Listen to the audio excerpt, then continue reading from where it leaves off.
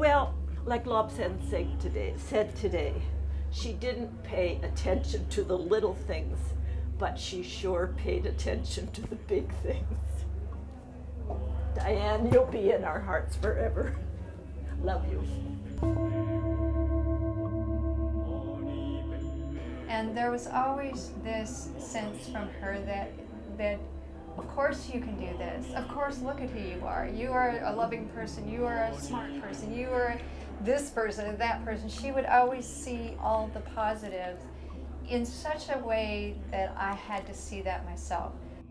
You've ever seen how she stacks her things up and she has every little box labeled and she had altars everywhere, and I was like, her mind is amazing, and it was like wonderful. She was the biggest the most powerful manifester of anybody I've ever known, with the most unusual dreams and visions of anything she wanted to create. And she had learned that my daughter had been killed. And so my daughter was killed shortly after high school graduation, and I'm at home. This is a year later or 2 years after my daughter was killed, but knock, knock, knock at my door. It's graduation night. There's Dianne. She says, I know you're having a hard time. I came to be with you. Isn't that sweet? She wrote to me in late December of 2013. And I had a show in LA and I sent a video of me in the show. And she wrote back and she just said, oh, this is fantastic. I'm so thrilled to see your work growing in this way. You know, it basically was 2 weeks before she died. I have to say that Dianne showed me that things can be any way that the people involved in whatever the project or the adventure or the relationship is, it can be whatever those people decide it should be. And I thank her for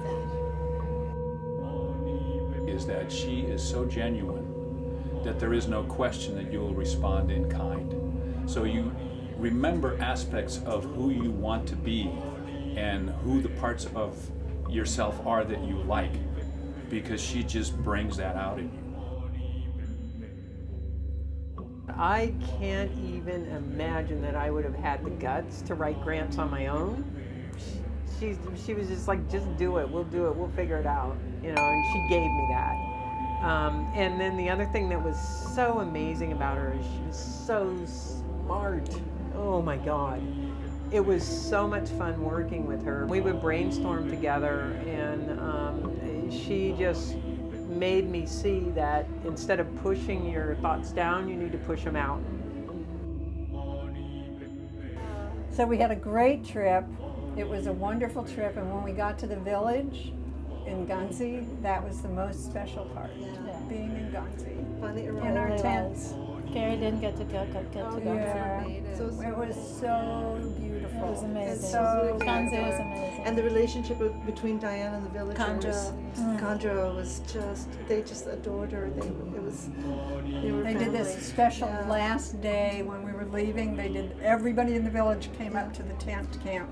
All the children who were getting scholarships. The whole village walked up the hill to where we were. To say goodbye to her and thank her. So she met the Dalai Lama, and with this group of students, and they were each allowed one question with the Dalai Lama. And when it was Dianne's turn, she didn't ask a question. No. She had a proclamation, an announcement, and that was, guess what? We have the same birthday. Me and Dolly. And living outside the box, that's what I would say. Dianne lived outside the box. That's an example to me. I mean, you know, it's funny. The one thing that I noticed was this place is filled with women who are inspired to do that themselves.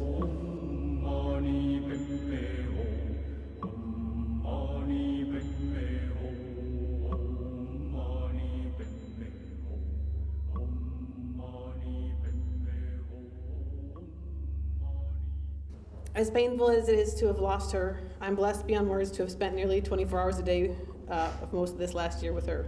And just know that what I had was a precious, precious time.